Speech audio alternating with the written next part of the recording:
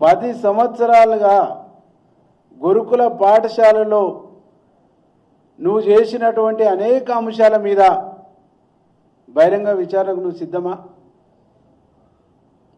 మీరు చెప్పండి. ఇవాళ గురుకుల పాఠశాలల్ని నువ్వు ఒక రాజకీయ క్రీడగా వాడుకున్నావు. కేసీఆర్తో ఒప్పందంలో భాగంగానే ఒక రాజకీయ క్రీడగా మార్చుకున్నావు. కేసీఆర్తో ఒప్పందంలో భాగంగానే బీఎస్పీలో చేరినావు. కేసీఆర్తో ఒప్పందంలో భాగంగానే మళ్ళీ వచ్చినావు. ఇవాళ నువ్వు మాట్లాడుతున్నటువంటి మాటలు చూస్తుంటే ఈ రాష్ట్రంలో ఉన్న దళిత సమాజం సిగ్గుపడతా ఉంది. ఒక దళిత మంత్రి పైన ఇంత కక్షపూరితంగా, ఇంత దుర్మార్గంగా దొరలకు ఉడిగం చేయొచ్చు, తప్పులేదు, నీ వృత్తి అదైనప్పుడు.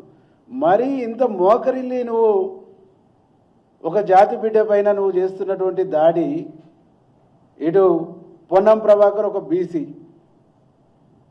అంటే నీకు ఎస్సీలు బీసీలు ఎదుగుదల, వాళ్ళు మంత్రులు కావటం, వాళ్ళు స్వేచ్ఛగా పనిచేసుకోవటం అనేటివి నువ్వు జీర్ణించుకోలేకపోతా ఉన్నావు.